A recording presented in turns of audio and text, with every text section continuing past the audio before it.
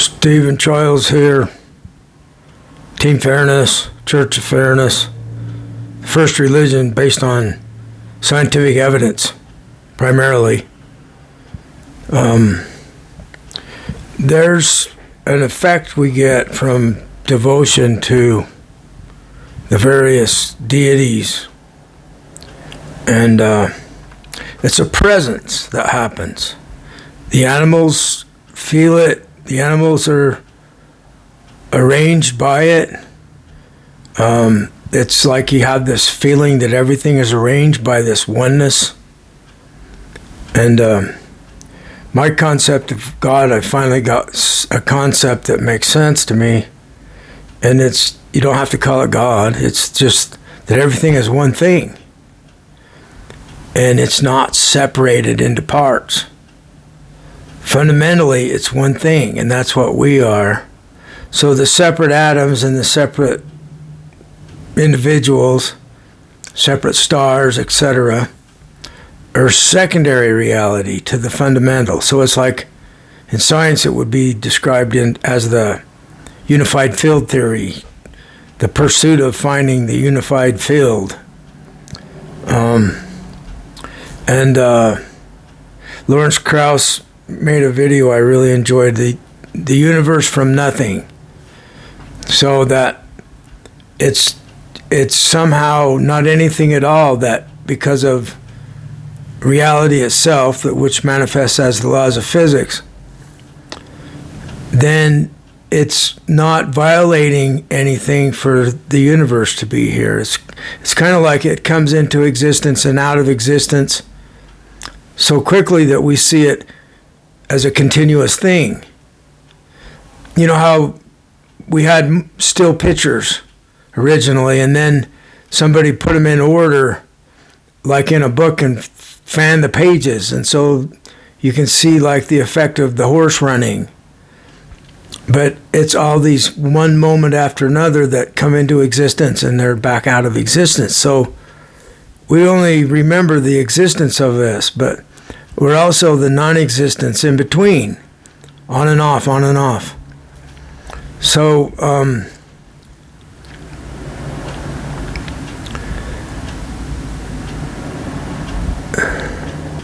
this one thing is what I am, is what you are. So if you want to use the word God, God is us, but we're not God. I just got some insight from working with connection to other entities that I'm telepathically in conversation with. And there's a lot of truth-telling going on. And it's like, I thought about this earlier, it's a reaction to all the lies. We're in the era of lies and deception like I've never seen before. MAGA and Trump and the Republican Party are based on deception. And so as a rebound, truth tellers are coming out of the woodwork. It's very interesting because the people have had enough of the lies. They're not going to continue. They've made a choice. I'm not going to continue to live this double life of deception. And, you know, it's secret. If you've listened to my ideas, you know that when we agree to not do others wrong, we have privacy and secrecy, and we're forgiven for our past anyway. So I'm like making a deal with the archons from the Gnostic thought. And so these telepathic beings that are trying to defeat me, I told them that you guys are the archons that have control of the planet, and they're in agreement that they do. And so that it matches up with the idea of the archon and the demiurge, the God that is not, that claims to be the creator and the all-powerful one, but he's not. He's lying. And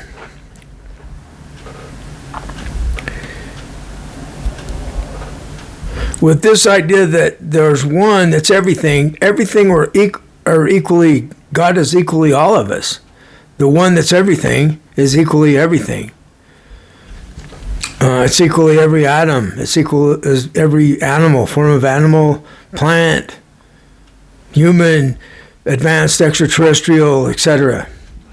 So I mentioned in my last video that my Baphomet's supposed to arrive, and I've got my Shiva Nataraj Tandava, the Destroyer.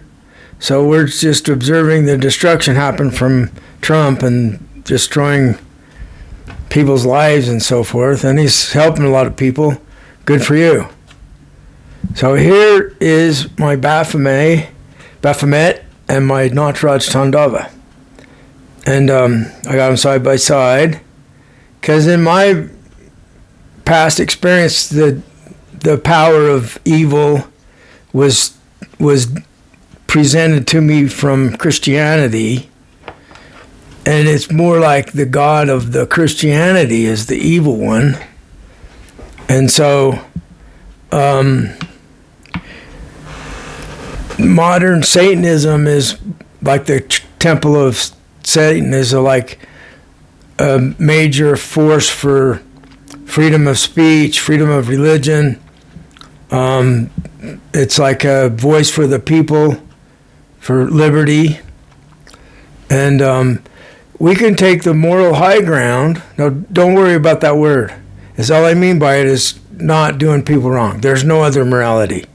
The only thing that's immoral is if you do someone wrong. And if you want to use the word sin, the only sin is to do someone wrong. A mistake. They said that the word sin came from the word mistake or something like that. So it's a mistake to do someone wrong because there's better ways. There's a better way of being, a higher consciousness, a higher vibration that we can acquire where we don't have to make excuses for our own fear, our own needs. We can have integrity and own our own problems of being human and not blaming it onto someone else. So that I remember years ago, I was at an AA meeting, and there was a gentleman there that I was in a power struggle with, and he was like the leader of the pack kind of guy, and so I would not yield to him. Sometimes I would practice Taoism, just complete detachment, and he would become very disturbed that I wasn't reacting. He couldn't get me to react at all.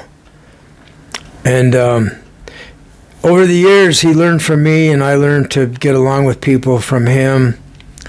And we became friends.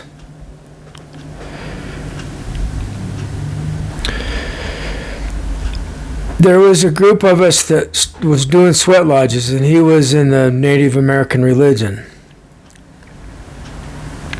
And so he would be the instructor at the sweat lodge because he knew how to do it. He learned how. He had done the Sundance, and a lot of these people that we were doing sweat lodge, they had done the they had done the Sundance, and there was other like a fire dance that they would do. And it's like very typical worldwide. You can see the same, like going around the fire until you're so tired that you're on a spiritual quest, and no food, no water, and so people would go into a state where they would receive vision. And so this is what humans have always done. You can see the same phenomena in Africa. The people have always been able to connect to some other presence. So when this presence shows up, like the dogs, when they feel it show up, and I'm telling someone about my idea that God is us, but we're not God, that kind of thing, that concept. So God's not something else. God is what we're in. We are in God. Trust in God. Trust that the idea that we're in God, that's what we trust. Trust that we're in God. We're literally in God, if you want to call it God, the one that is all.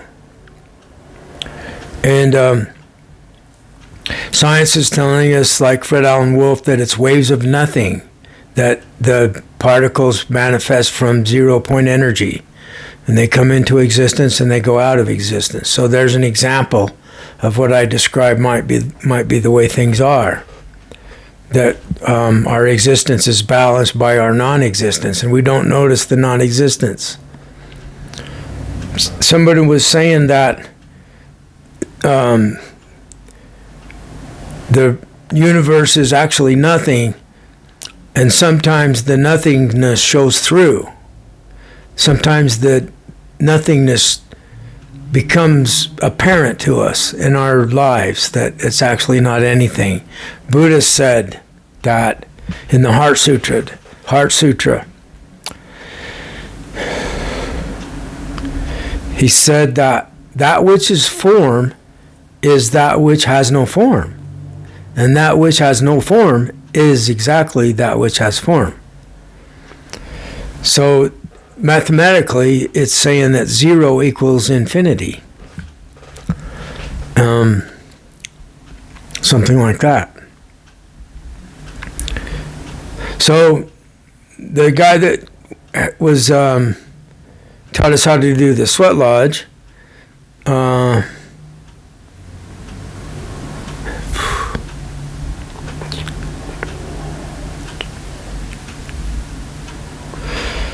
he passed on a few years ago.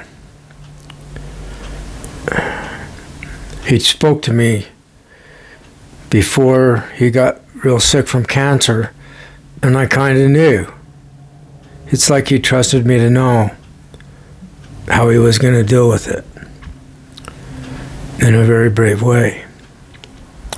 And one day before it was the beginning of me changing how I am, because I had to reevaluate what is going on. So we were at a meeting. It was like at a midnight or late night candlelight meeting, and I saw an image in my third eye of Baphomet, like a presence, and it was Baphomet above us in the room. This one is like strictly male looking, but traditionally it's androgynous. So some of them have a breast or 2 breasts, so they're an androgynous form. He would say that he's the androgynous one sometimes at the sweat lodge. So this is part of the Native American idea too, the androgynous. So originally, see, we're not gender, male or female. We're just the one is what we are. There's just one. And so it's equally females and males. So anyway, I saw this image in my mind's eye, and this man that taught us the sweat lodge, he was almost in tears. He was extremely humbled instantly. And I thought negatively of him, see, that, well, he's serving the devil. And, you know, I'm thinking, what's going on? Because I'm seeing it, but I'm not affected by it. Later, I had a dream that it's me. Parts of me were like the Baphomet, and there was a woman that I had this dream where she told me Satan's got her, and I said, no, Satan doesn't have you, I have you. But see, I'm Baphomet. So everything has to connect together. So the left and the right, the bird has to have 2 wings to fly, a left and a right. So unfairness is the same for whatever God you have. I cannot buy the idea that reality is in a fight with itself.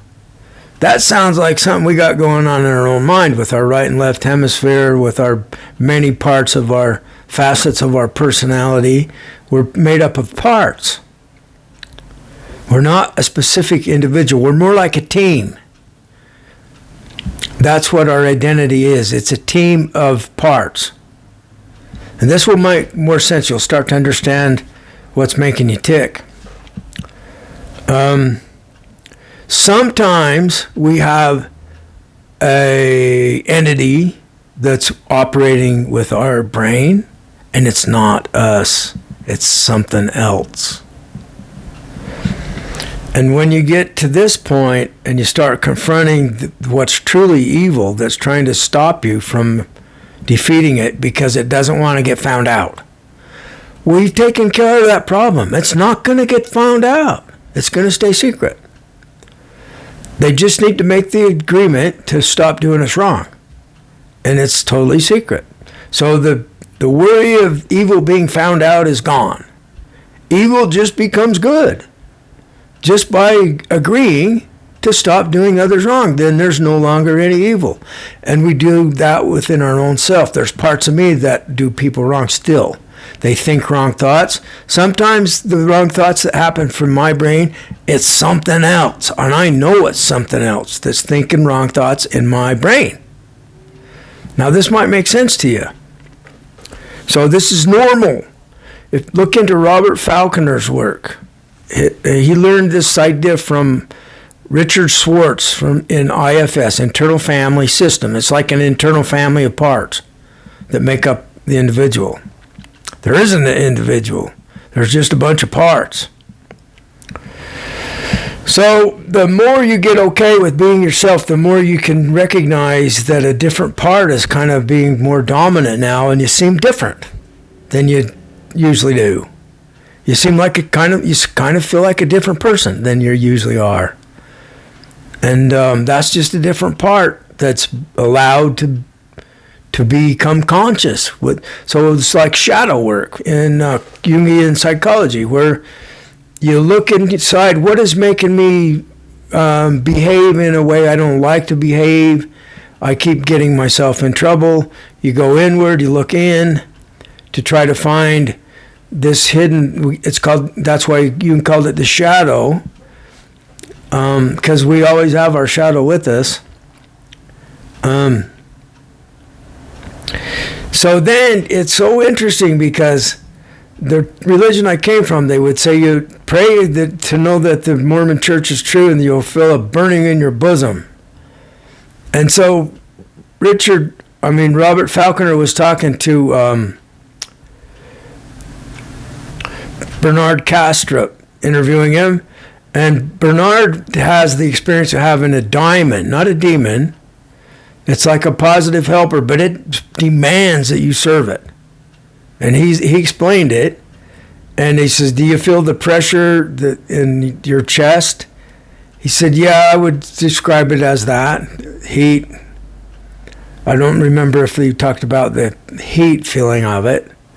But Bernardo Kastrup did some research, and you can see, or I did, I found this on a search myself, about the Greek mythology, and one of these diamonds was actually Zeus. They claimed it was Zeus, the presence of Zeus, and we'll fill it in. The Mormons call it the burning of the bosom. They have some strange wording.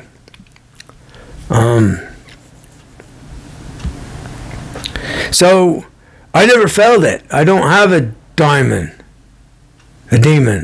I have spirit friends, but I don't have. Sometimes one of my spirit friends becomes demanding, but when it does that, I can feel it's evil, and I'm like, I'm not even going to cooperate with you at all when you're acting like you're dominating. You're on the side of trying to get away with something, and you won't win. Listen to me a minute. You're not going to be found out, but stop doing me wrong. And see, sometimes these spirit entities try to control us. They have the world under control, the archons. The archons control the planet. They're not human. I was given a dream they're aliens from a different planet, and they control us to solve their problem. They got lost or trapped. So they're going to make this deal with me, because there's a war against them. And my responsibility was to guide them so that they would be able to stop trying to control us. I didn't know how I was going to guide them, but now I do. It's the law of fairness. It's the World Fairness Agreement. So I've been given dreams since I was a kid that's led up to where we're at today. And so now I can see how when I saw Baphomet and my friend was like, experienced like the presence of the all-powerful, or his higher power showed up. And I thought ill of that, and now I don't. Now I have my own. And this one looks particularly male, but like I said, traditionally that's androgynous, the androgynous Baphomet. So anyway, it's like our animal nature, and it's like making peace with the animal powers. So the native people, Native Americans, they did not disconnect from the animal powers. There's lots of stories of the Native American people having guidance from the animals. From a coyote running west, there was a sign.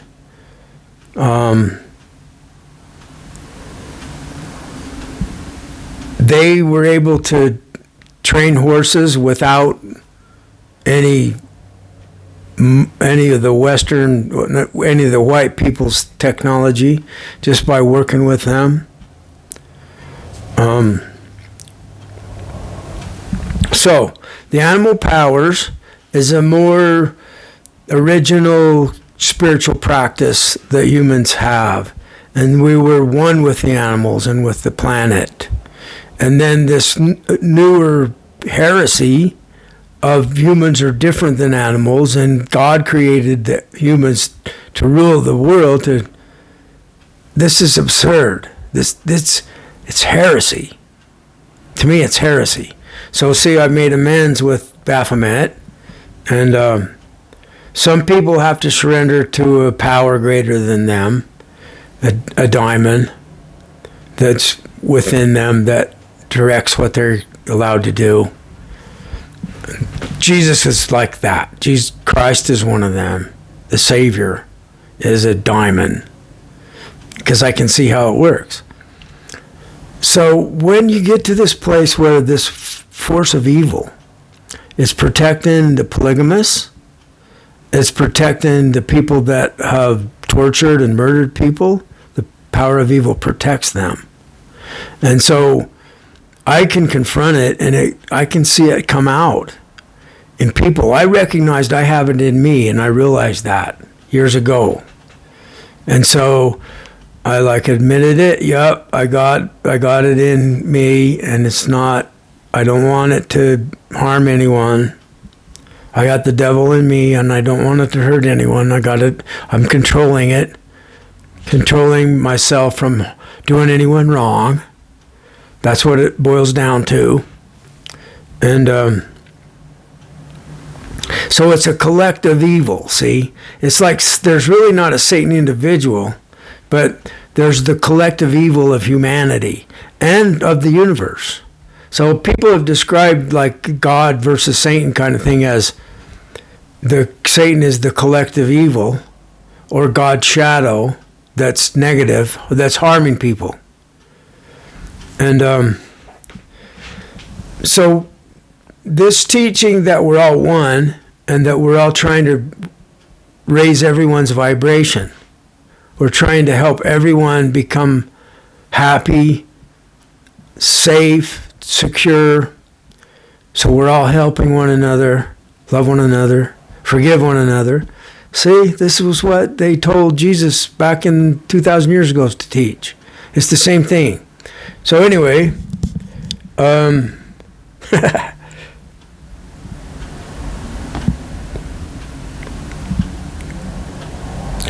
thank you for helping me.